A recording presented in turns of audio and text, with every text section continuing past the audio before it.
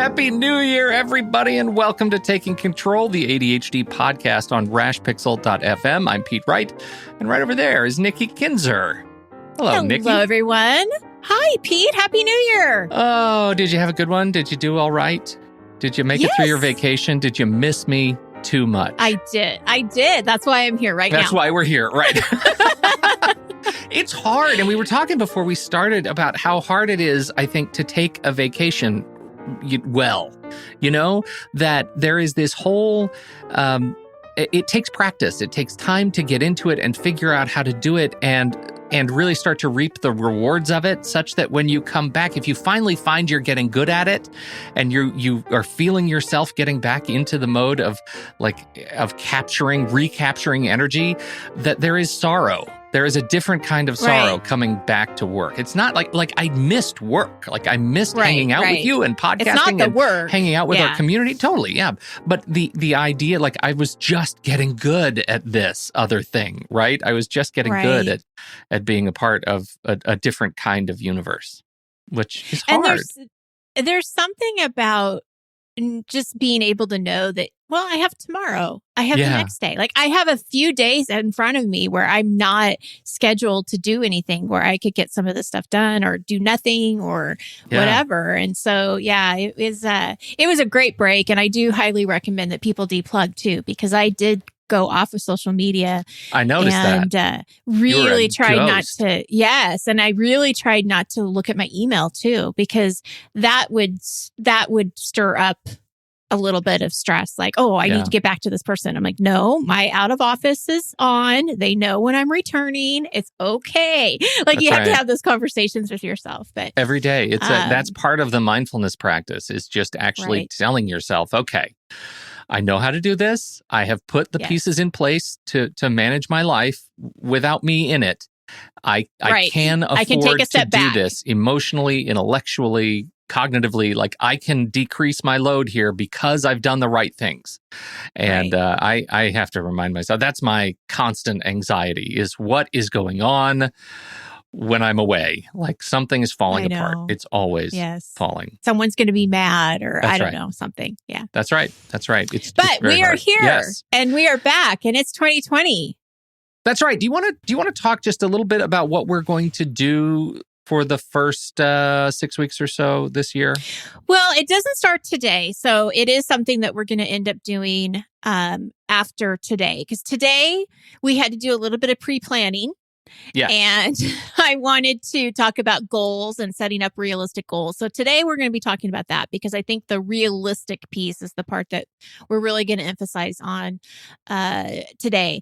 But going forward in the next few weeks, we are going to do a workplace type of theme series, right? Of the workplace. And we're going to talk about different subjects, different topics that people in our Discord have been asking questions about. And we're hoping to get a few guests to come on and join us to join the conversation with us.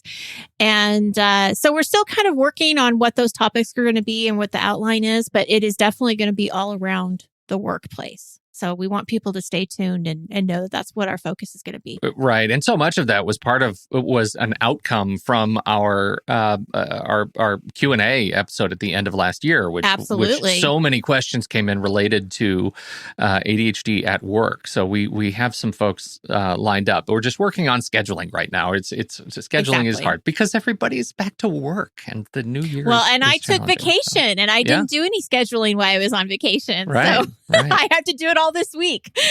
so here we go. We are back at it. We're very excited to be back at it. Before we get started today in our conversation about goal setting great goals, head over to takecontroladhd.com. You can get to know us a little bit better. You can listen to the show right there on the website or subscribe to the mailing list, and we'll send you an email each time a new episode is released. You can connect with us on Twitter or Facebook at Take Control ADHD, and we have this Patreon. thing. And we love Patreon so much. We love Patreon for a few reasons. The first is it is an incredible community of people who are coming together to learn more about their ADHD, about how they live with ADHD, and about developing the tools and resources and accommodations with the support of one another. We also love Patreon because if the show has ever touched you, it is a way for you to touch us. That sounds weird. You don't have to actually touch us, but you can reach out to us via Patreon, and for a few bucks a month, you can join this community, and you can, if this is the sort of thing that matters to you, you can actually give us a few bucks a month and know that you're supporting the ongoing development and the ongoing time that Nikki and I put into this show every single week. We just realize sometimes numbers actually hit us, and this morning we hit episode 415. That's 415 episodes of ADHD and very early in our careers organizing podcasting. That is all available to you. So patreon.com/the ADHD podcast. Join the community, support the ongoing development of this show. We deeply appreciate your participation there. We've talked about this topic. I was looking through our history, and we have talked about goal setting before. Goal setting is an important part of accommodations that lead to living with ADHD. Can you start by reflecting just a little bit about why you're coming back to goal setting here, and how your thinking about goals has changed over the years, or if it has? Yes, well, it definitely has, because I am certainly one of those people, and I'm sure there are lots of them listening too, where you set goals and you set all the goals at one time, and you hope that they're all going to come to you at one time, and they don't, and it's very disappointing, and you kind of feel like you're on this, hamster wheel over and over and over again each year or each time you set new goals. And the reason I really wanted to talk about it right now is because it is the new year, but this is not a show about New Year's resolutions. No. So I want to make that very clear. You can listen to this show at any time during the year, and I hope you find it beneficial, because it's not about New Year's resolutions per se. Can I interject there, because I have a question about that. I have a question. Yes. I'm raising my hand. Nikki Kinzer, why is this not a show about resolutions? Well, because I think that the expectation is so high when you think, okay, it's a new you, it's a new year, it's a time to transform. I'm going to do all these great things that I've been wanting to do. And, you end up doing them for like a day or two or a week. And then they go away because they're not habits at this point, and it's a very frustrating situation. So what I want to do is I'm making it not a New Year's resolutions show, because I don't want that expectation there. I don't want that pressure there that, it's already January 10th and I haven't done anything, so I might as well just not try anymore because I've already missed 10 days. Of the new year or whatever. And again, I think that it doesn't matter what time of year it is. We all want to set goals for ourselves. And that's a good thing, whether you have ADHD or you don't have ADHD. The issue with ADHD is that we tend to want more quicker, right? We want it now. We don't want to wait. We want to go big or go home. And so there's this the waiting piece is difficult. The breaking it down is difficult to do. And so when you have ADHD, it adds a different layer where goals can become very unrealistic, even though in your heart you think they are. Right. So that's what I want to kind of, show some light or put some light on, is that let's set these goals, but set them in a realistic manner. Can I tell you a story? I heard, with your permission, it's a side story. Yes. It's about gyms, right? So, New Year's, it's one of the biggest resolutions that people set for themselves is, I want to go to the gym. I'm going to get fit this year. I'm going to do my thing. So I was listening to the story on Planet Money that came up, and it was on the economics of today's gyms, modern gyms, that the subscription price has fallen through the floor. Like, you want to join, whatever, one of the corner store big box gyms. It's, what is it, $10 a month, $15 a month, $20 a month, whatever. Their economics are such that they need you to, 1, sign up, and 2, never show up. And here's why. Because they asked the manager of this gym, how many people could feasibly come in here when you're at max capacity with all of your equipment and everything? Everybody's using everything. And he said 300 about. And they said, now how many subscriptions do you have? 6,000. Oh, So, my. yes, in order to keep the thing profitable based on the economy of gyms right now, they need you to feel like you are setting your resolutions, you're signing up for your yearly program, and then you don't actually show up. The economy is incenting you to fail. Right. They need you not to show up. And that's why when you walk into the brand new modern gyms, right, they come out, they used to be so proud of all of their equipment, right? You'd have the barbells right up front and the ellipticals right up front. Now, when you walk in, they did a tour of one of the newest of these gym facilities. And there was like a smoothie bar right in the front, right? And there was, there's a place, a social place, because really what they want you to do is come in, buy yourself a gym smoothie, feel like you've gotten the satisfaction, the dopamine hit of satisfying your goal of going to the gym. You did go to the gym, you drank your smoothie, and then get out because they can't afford you to stay there very long. I think that is fascinating. And that I've been noodling on that about when I think about my sort of theme for this new year and the goals that I want to set up within that sort of overarching theme. Are the goals that I am moving toward, are they smoothie goals? Right? Are they goals that just give me the dopamine push? Or are they goals that actually encourage me to go through the second set of doors and find accomplishment? So I don't know how that's going to manifest, but I find it fascinating. I like the whole thought of, is this a smoothie goal? Yeah. Right? That's good. I like that. Yeah, it's very good.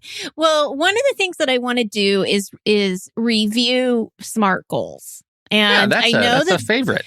It is a favorite, and it's one of those things that I know for me personally, I get sick of looking at because I'm like, yeah, I know what SMART goals are. Yeah, right. But they really are smart. And I do want to, review what they mean because it does help when you are setting up realistic goals is to go through this process and make sure that your goal is a SMART goal. So I'm going to do that very quickly. The first one is the S, right? From SMART, S is specific. So whatever your goal is, you need it to be very direct, detailed, and meaningful. So it has to be specific. You got to know what you're doing. Measurable is the M. You want to track your progress. You want to know when you've succeeded. You want to know what those milestones look like, what progress looks like, right? So we want to know, how are you going to measure this? A, it has to be attainable. And this is where we're going to talk about today is how realistic is this? Do you have the tools that you need? Are you starting with the right amount of goals? Are you starting small, which is a big thing that we're going to be talking about? Are you starting with one thing at a time? All of these things we need to think about, is it attainable for me to actually get this goal? The R is relevant. And I think this is really important to ADHD is you have to connect your values and your motivation to your goal. And we talked about this a little bit at one of our last shows in 2019 with motivation is that you've got to connect those values. You got to look at what is important to you to your goal. And that's going to help with your motivation. So it has to be relevant.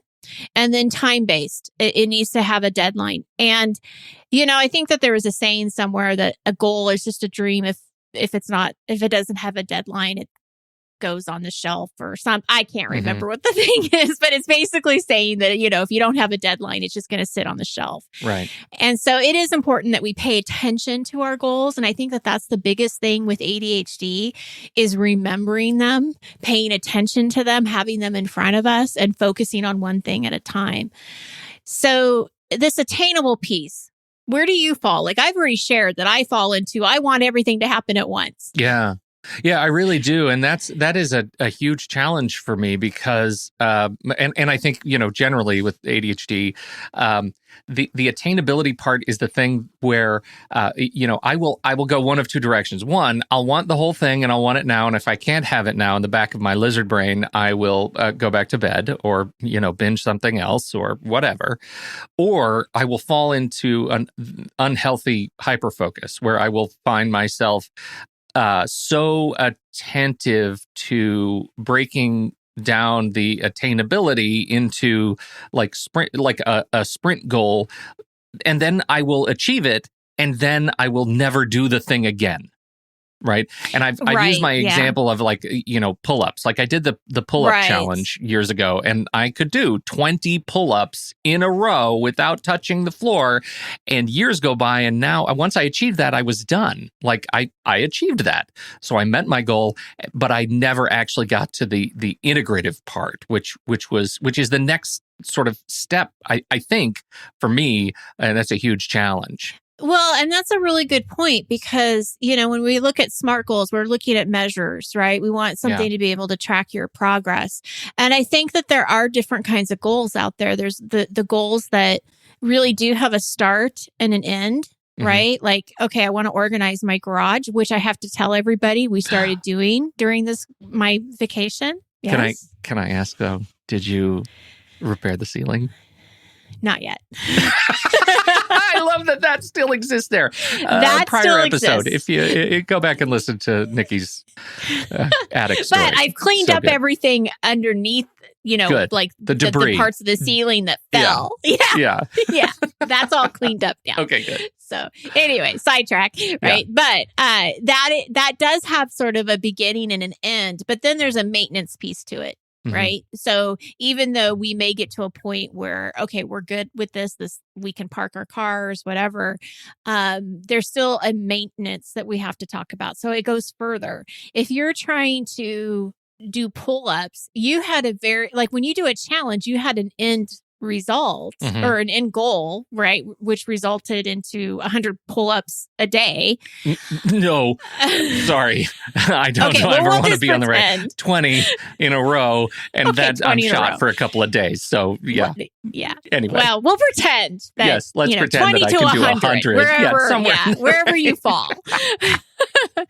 But I think you do make a really good point. It's like, okay, so am I done with this, or do I want to make this more of a lifestyle? Do I want to make this into something that's more of a habit, into a daily thing that I'm going to do pull-ups every day? Yeah. And so I think that when you are thinking about your goals, that is probably a very important thing to be thinking about, is what happens after you feel like you've accomplished it. And do you ever get to a point where you're fully accomplished, or is it just always progress? Because I know, like with me living a healthy lifestyle, there is no end result.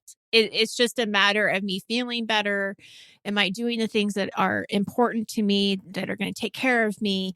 That's an ongoing thing, but it is a goal. Yeah. So we do have to kind of break that down. And I think that's part of where I want you to start, is to think about what it is that you really want. When you sign up to do a challenge, what is it that you really want from the challenge? Right.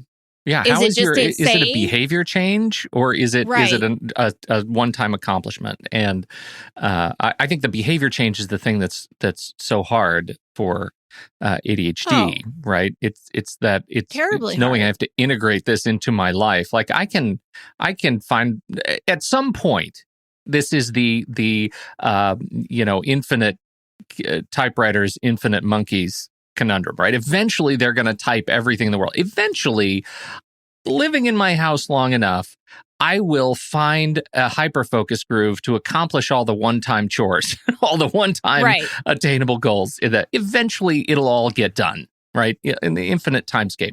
But changing the way I live so that I am better attuned to do things when I want them and how I want them to be done, and not relying on just luck and happenstance to get them done, that's the hard part for me. It is. And that's where the work has to come in. That's where the planning has to come in, the focus, all of that, breaking these things down. And so, I think that one of the biggest issues that I see with clients, especially when I first meet with clients at the very beginning, and they feel like they have a lot they want to work on. They don't know where to start because they want to do everything, right? They want everything. And so what we have to do too is really zero in on what's bugging you. What are the areas in your life that's keeping you up at night? And maybe you need to talk to somebody about this. Talk with a partner about, I really want to work on this part of my life. Let's break that down together and see what that looks like. What would have the biggest impact on you right now? So we want to be very specific. So if you're looking at ADHD characteristics, so symptoms of ADHD, things that you would like to work on. So for example, it's not being late to work anymore. Okay. So that's a specific thing. You want to make sure you're not late to work anymore. That has an impact on you. It has an impact on your, people that you work with. It's keeping you up at night because now you're worried that you're going to miss your alarm, right? I mean, all these things could be happening. So that's what we want to look at, is just getting you out the door on time. We don't need to look at time management as a whole. We don't need to look at everything that has to do with time and productivity and everything. We're just looking at that one piece.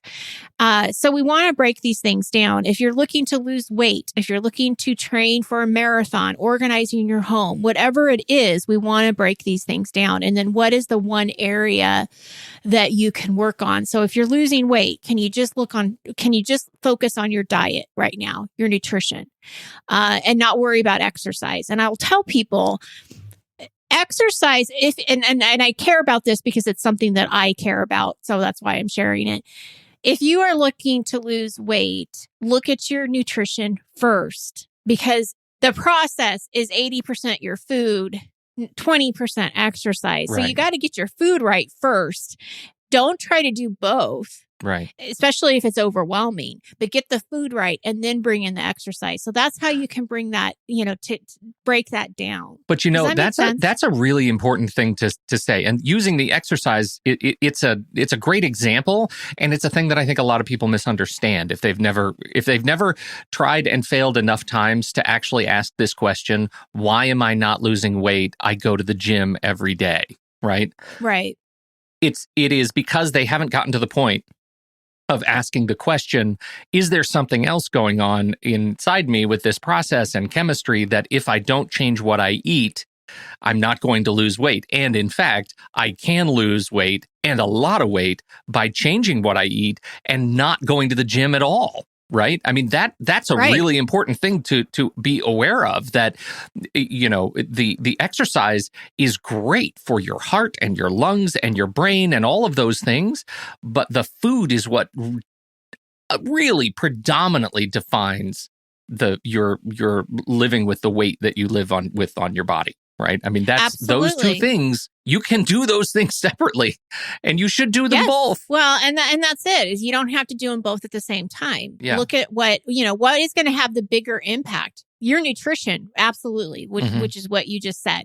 And it's also, I've been doing intermittent fasting now for about 7 months. And that's been really helpful for me. But I'll tell you, intermittent fasting is also not going to make you lose weight if all you're eating in the time that you're allowed to eat is a bunch of junk food. Exactly. So again, you have to really think about your nutrition and what you're fueling your body in. Well, and that begs the next question, which is not just if you think about it at any goal you're trying to set, right? Anything to make it attainable. Are you looking at the issue from every single angle, right? If you're not looking at your weight loss goals from every single angle, if you're only attributing your perception of going to the gym as the thing that's going to solve this problem, then you're not looking at it completely, and you probably won't have the success that you're looking to achieve. What are you trying to achieve? And are you looking at it from every possible perspective so that you understand it completely before you start the work? Right. Absolutely. That's the thing that I think we sometimes fail to do. And from the ADHD perspective, we fail to do it because in our minds, it's too easy to finish before we even start. Right. It's too easy for me to paint a picture in my head that satisfies that dopamine push that I've already lost the weight. I'm doing fine. I better go buy some skinny jeans because I'm already skinny in my head, and I want to be ready for Wednesday when I'm actually skinny in my bod. And so it's just everything moves way too fast. And so I think taking the time to slow down and practice sort of mindful goal setting is really helpful. Well, and even with nutrition too, you can break that down to what's a good lunch. What are Yeah. some good healthy snacks? Okay, I'm just going to focus on the snacks. I'm Mhm. just going to focus on drinking more water. I mean, you can break these things down really quite small and Mhm. make a huge impact and difference in your life. And once you're getting the water down, okay, then I'm going to, add some healthy snacks. Okay, well, now instead of reaching for potato chips, I'm reaching for some almonds. Okay, this is working. Mhm. So, it's those small steps. And I think that I watched this video recently on Facebook, and it was really good. It was talking about how, again, our goals seem to have this end point when they really don't. And we're not recognizing the progress. So we're just assuming that if we don't get, 5 healthy, dinners, that week, that somehow we have not succeeded. But if we got 1 or 2 healthy dinners that week, we don't look at that. We're not seeing that as progress. It's all or nothing. And we know that this is a huge thing for ADHD. It's all or nothing. And so something I want to really remind folks out there that are listening is that it doesn't have to be all or nothing. It's progress. It's one day at a time. Whatever your goal is, you take it one day at a time and you look at that progress. So it could be just one more glass of water that day. It could be that you didn't drink any water, but you know what? You get to do it tomorrow. So now I'm going to look at tomorrow and I'm going to see some progress by focusing in on that. Mhm. So it's breaking it down, paying attention to it and looking at that progress and not looking at it as just an end result or, all or nothing. I want to take a question because I think it's a Yes. really good time for this that Melissa's just posted. And the question is this: what is a good way to see all of the angles of a goal with ADHD without getting overwhelmed at all of the steps necessary to reach a goal? I think this is a really timely question for the podcast because, it's easy for us to talk about exercise in this context, that this is a thing that we've that you and I have both dealt with, and we both failed enough times at it that we've asked that question and we've done that research and we know how it works with our own bodies. But let's take one that's not an exercise related goal. Can we break down a different goal and put some steps in place? Like, what would a practice be to actually see all those angles? What I would say, this is where you're creating your vision of what it is that you want, right? So you're going back to that question of what is it that I really want?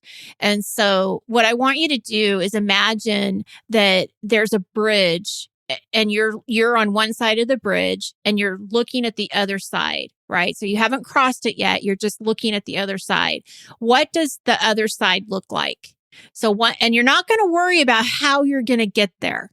And we're also not going to worry about what traffic we're going to get into when we get over there or when we're trying to get over there, or if there's an accident that happens and now we're stalled. We're not thinking about that yet. We're just thinking about what is the vision? What is it that you want? What is it that you really want?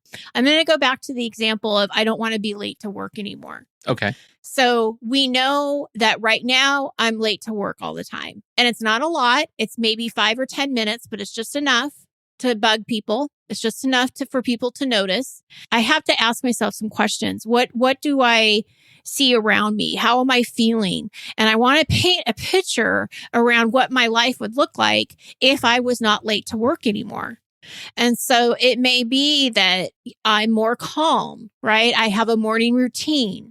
Again, I say that though, and I want to be careful that we're not getting to the how yet. I just want you to look at what you want. Well, what does it look like when I get to work, right? When I get to work, I'm sitting at my desk and I have coffee and my resources are ready and in front of me. And I am, I'm able to start answering my phone and I have a schedule for when I'm looking at my email and all of those things are a state, right? They're a state of practice. And you can see that people around you are responding to you well. Yes. Yeah. So that's really great. Yeah. So instead of your boss kind of giving you a glare, they're actually saying, "Good morning. How are you? How was your weekend? How was your evening?" Yeah.